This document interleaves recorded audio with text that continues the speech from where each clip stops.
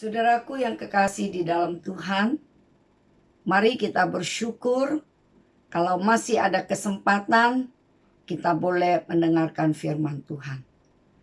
Mari kita mohon pimpinan Tuhan untuk pemberitaan firman pada hari ini. Betapa kami bersyukur kepadamu Tuhan atas kasih anugerah yang Engkau berikan melalui persekutuan kami saat ini. Kami rindu untuk mendengarkan Engkau berfirman. Berfirmanlah kepada kami ya Tuhan. Kami siap mendengarnya. Pakailah hamba-Mu untuk menyatakan isi hati-Mu Tuhan.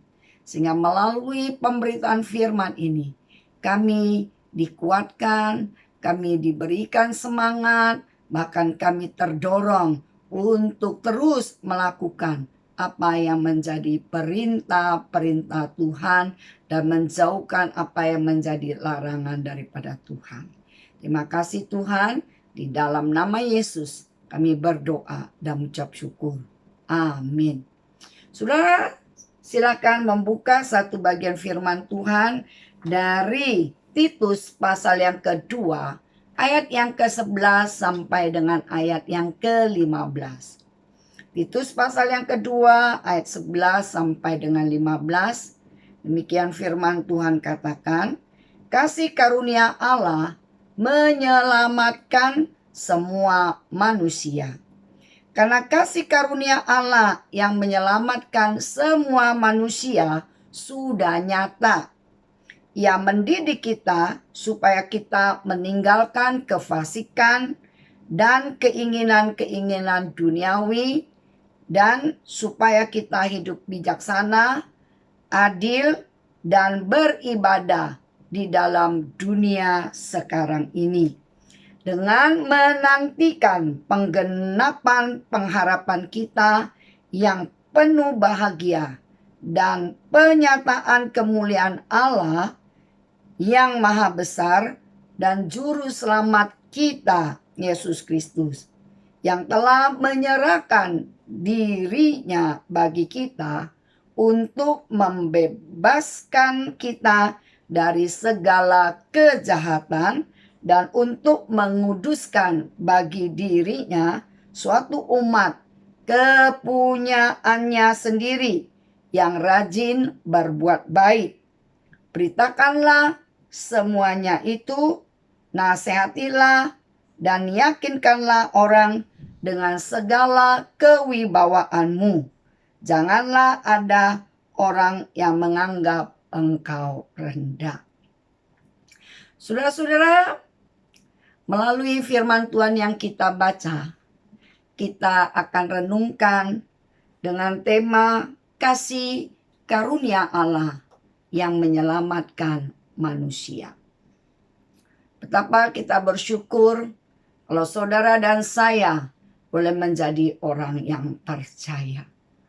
Saudara dan saya menjadi orang percaya apa yang Tuhan rindukan kita perbuat sebagai orang yang diselamatkan.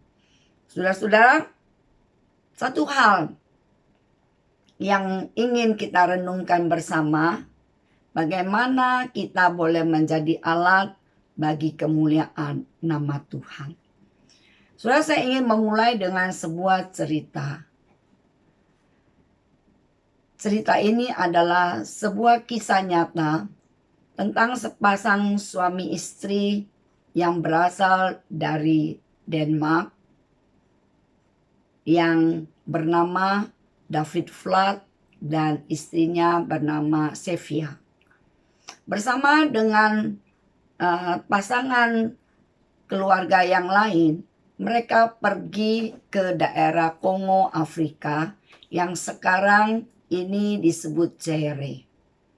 Mereka pergi untuk memberitakan Injil dan mereka terpanggil supaya orang-orang di daerah Kongo sana, Afrika, boleh mengenal kebenaran firman.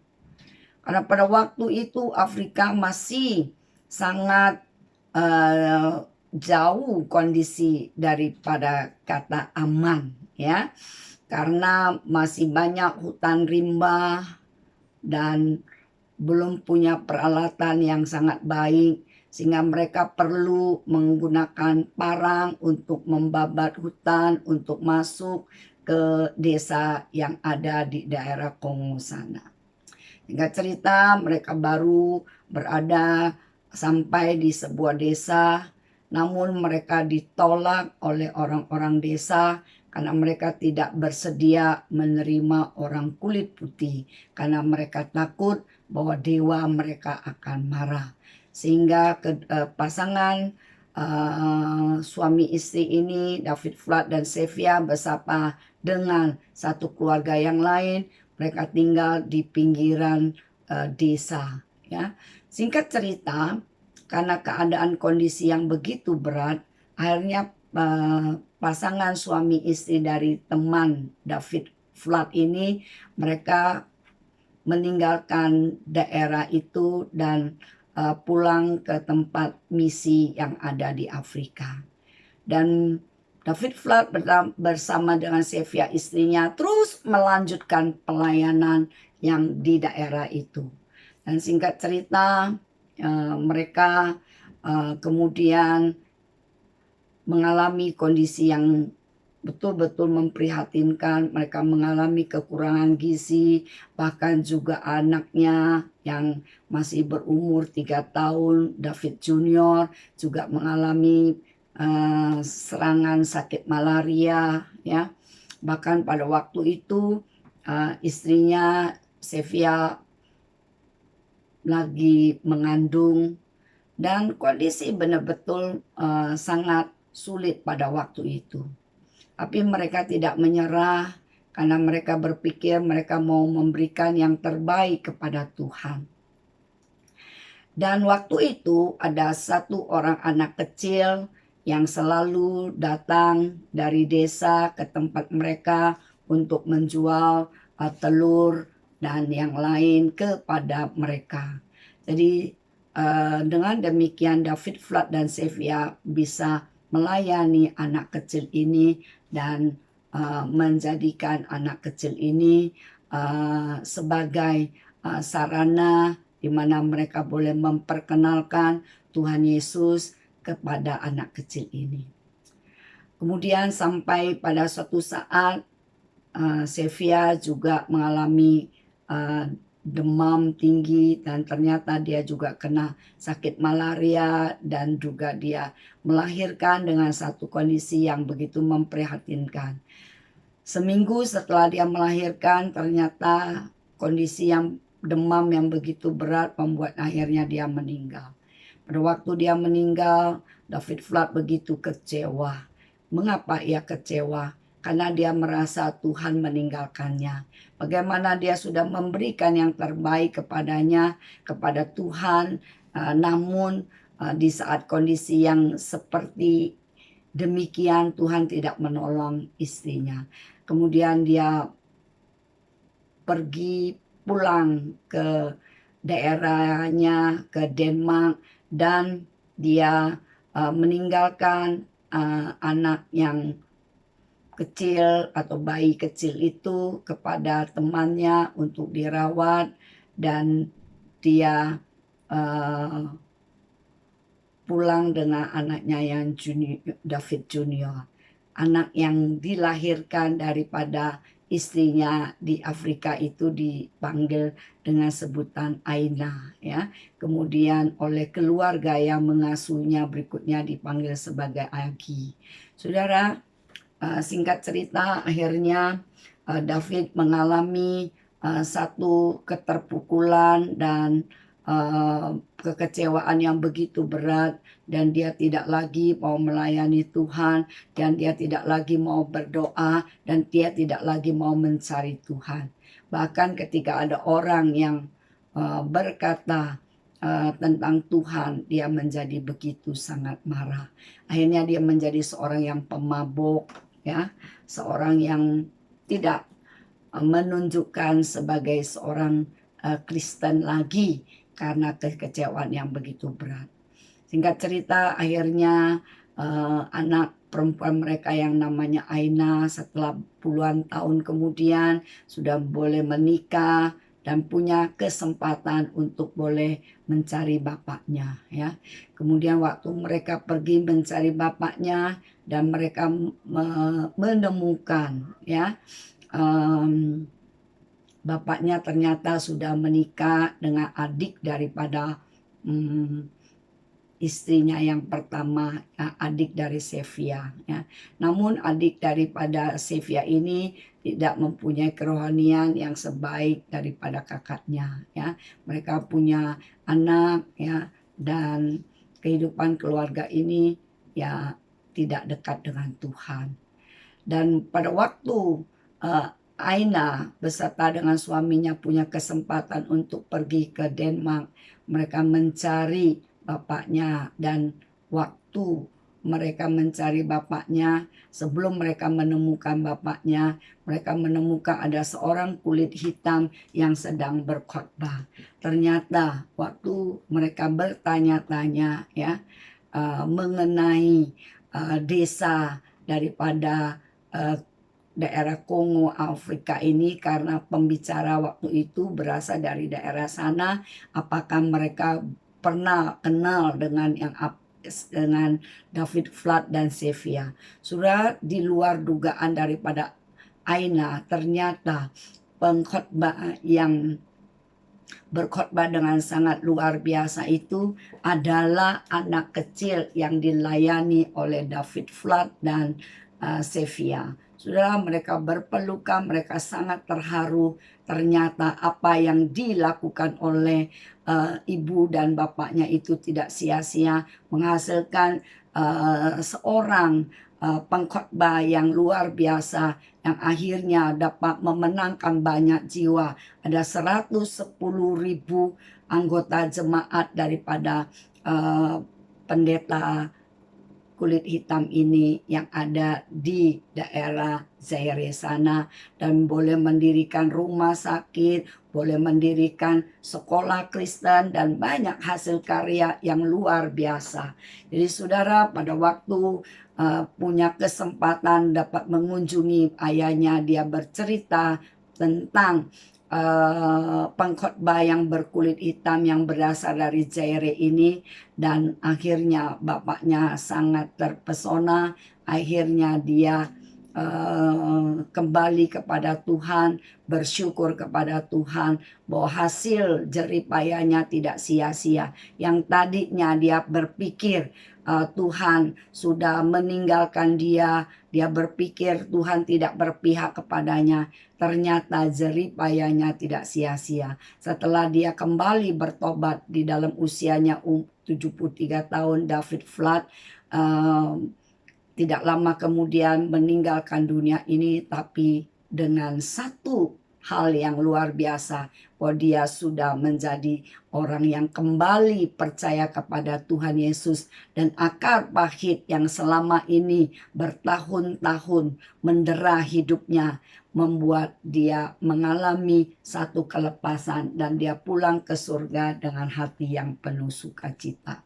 Saudaraku yang kasih di dalam Tuhan, kita lihat bagaimana firman Tuhan katakan kasih karunia Allah yang menyelamatkan semua manusia sudah nyata. Ya, sebagaimana David Flood bersama istrinya yang melayani, yang menceritakan tentang kasih karunia Allah yang menyelamatkan semua manusia, ya, termasuk orang-orang Afrika yang kelihatannya mereka dulu jauh daripada orang yang berpendidikan, tetapi atas anugerah Tuhan, ya, mereka boleh mengenal Tuhan Yesus, dan melalui pelayanan daripada David Flood, banyak orang boleh diselamatkan melalui seorang anak kecil yang dilayani oleh pasangan suami istri ini. Saudara, betapa luar biasanya kasih karunia Allah yang telah mati di atas kayu salib. Bagi orang-orang yang tidak percaya, kelihatan itu adalah sebuah kegagalan. Tetapi kalau kita melihat akan karya Tuhan yang begitu nyata, akan kasih daripada Tuhan Yesus yang telah mati di atas kayu salib, ini bukan sebuah kegagalan. Justru melalui kematian yang daripada Yesus Kristus ini memberikan dampak yang begitu luar biasa, yaitu kita orang berdosa boleh mendapatkan pengudusan, boleh mendapatkan penyucian, kita boleh dibebaskan dari segala kejahatan. Kejahatan apa? Kejahatan akan dosa, ya, sehingga kita saat ini adalah umat kepunyaan Allah, ya, dan kita adalah orang-orang yang sudah disucikan. Hidup kita tidak lagi sama, ya. Kita sebagai orang berdosa sebelum kita terima Tuhan Yesus, setelah kita terima Tuhan Yesus, kita sudah menjadi orang yang dikuduskan. Ya, kita tidak lagi bergelar manusia berdosa, tapi kita sudah mendapatkan gelar manusia yang sudah diselamatkan.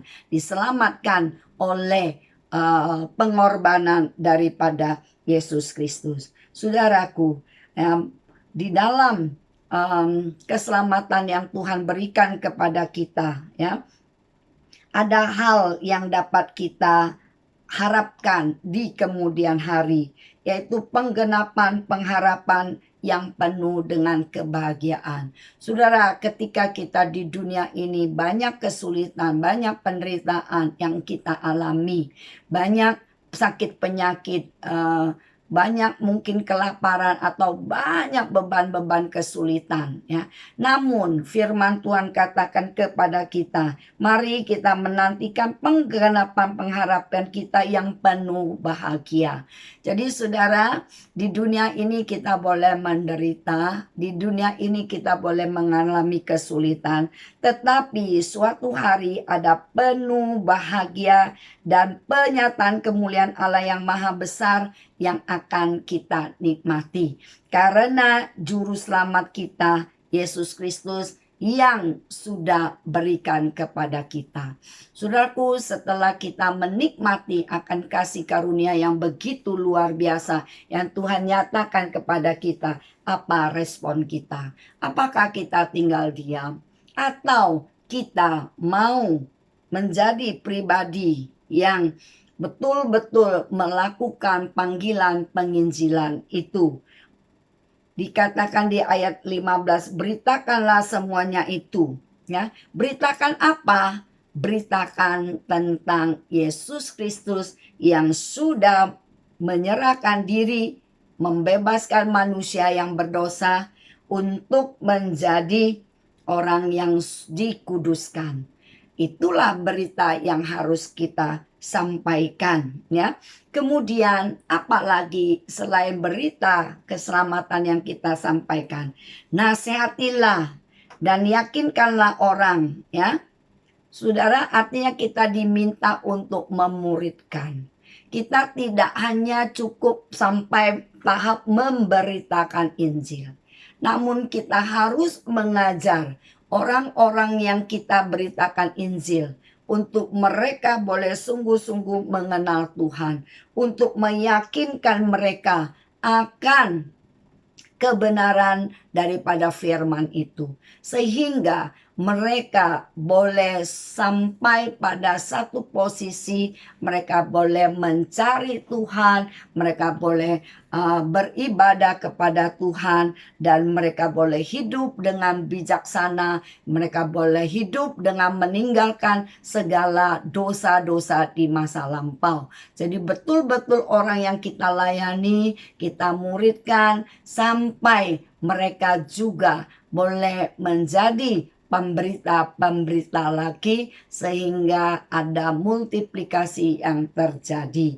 Nah, saudaraku, di dalam kita meyakinkan orang untuk menjadi orang percaya, kita sendiri harus mempunyai kewibawaan itu. Kita sendiri harus betul-betul meyakini. Bagaimana kita bisa meyakinkan orang lain untuk menjadi orang yang percaya jika kita sendiri tidak sungguh-sungguh percaya, jika kita sendiri tidak mempunyai wibawa ilahi, ya, jika kita tidak sungguh-sungguh, ya, di dalam menyampaikan kebenaran Injil, jika kita sendiri kurang percaya sungguh-sungguh, bagaimana mungkin kita dapat membawa orang lain untuk percaya sungguh-sungguh. Ya, saudaraku, di bagian yang terakhir dikatakan janganlah ada orang yang menganggap engkau rendah. Saudara, waktu saudara memberitakan Injil, menyampaikan kabar sukacita, saudara harus mempunyai wibawa ilahi. Saudara harus yakin kalau saudara adalah pembawa berita baik.